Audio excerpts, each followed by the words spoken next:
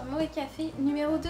Dans cet épisode, je vais vous faire une petite introduction au thé. Donc pourquoi boire du thé, quel thé choisir, quels sont les bienfaits, etc. Lesquels sont meilleurs en thé glacé. Il y a 5 sortes de thé, plus 2 sortes qui en sont pas vraiment.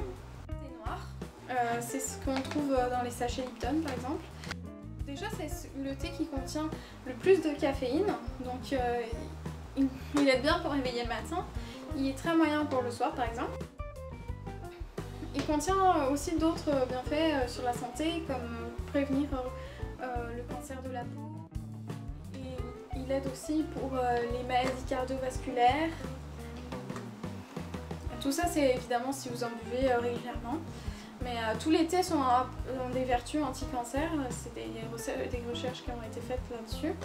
Mais il faudrait boire peut-être 3-4 tasses par jour pour avoir vraiment quelque chose de bon pour le cancer.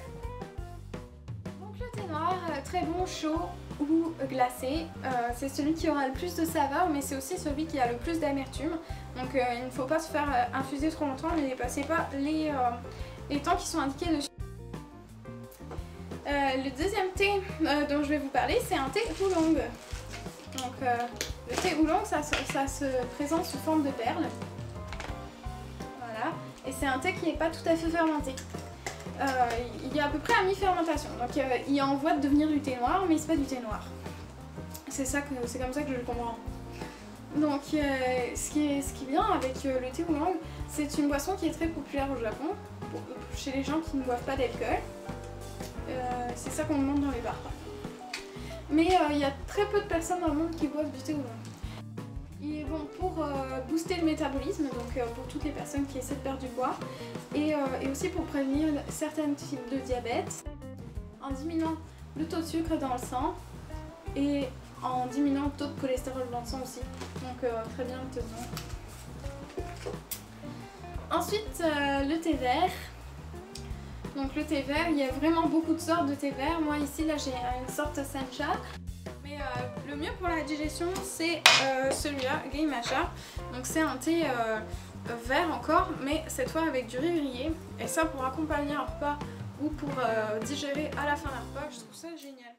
Ça se peut que vous n'ayez pas ça, donc essayez-le avant. Donc le thé vert, on peut l'utiliser glacé ou chaud. Et c'est bien fait, beaucoup d'antioxydants, c'est bourré d'antioxydants, il y a plus d'antioxydants que dans le thé noir ou dans le thé oolong. Et vraiment très bon pour réduire le taux de sucre dans le sang, pour booster le métabolisme. Tous les bienfaits du thé sont dans le thé vert. Le thé blanc, c'est un peu la même chose, il n'est pas du tout fermenté. Et donc il est très léger au goût et il y a beaucoup moins de caféine, mais il y a beaucoup plus de bienfaits. C'est le thé le plus délicat et le plus...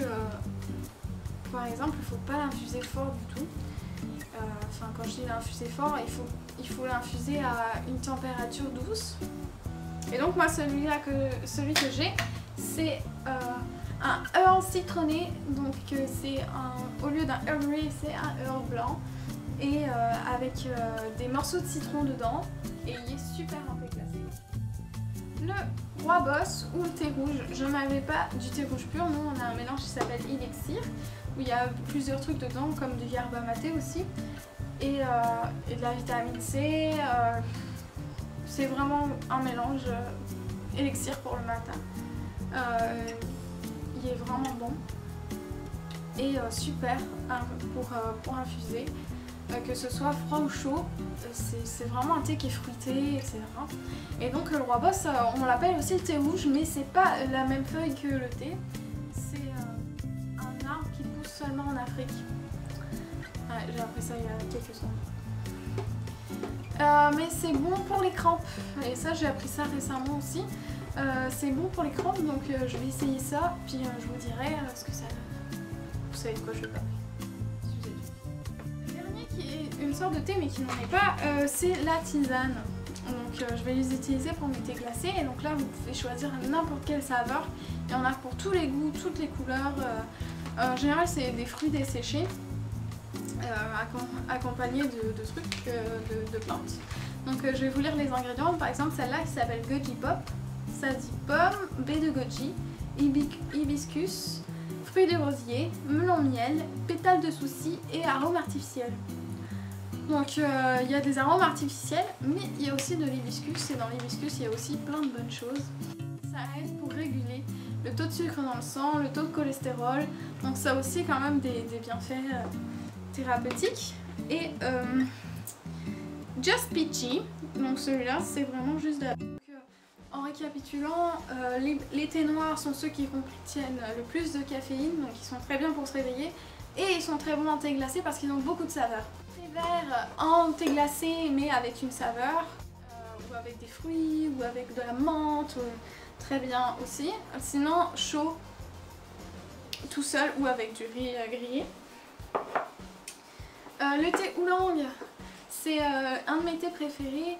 Il y a une texture un peu crémeuse quand on le fait infuser et vraiment je le conseille parce que pour le goût comme ça, je pense que je ne l'ai pas essayé encore en thé glacé, mais en tout cas en thé chaud c'est un de mes thés préférés. Boss, qui n'est pas vraiment du thé mais qui a plein de bienfaits aussi. Le thé blanc, super en infusion glacée ou chaude. Et les tisanes.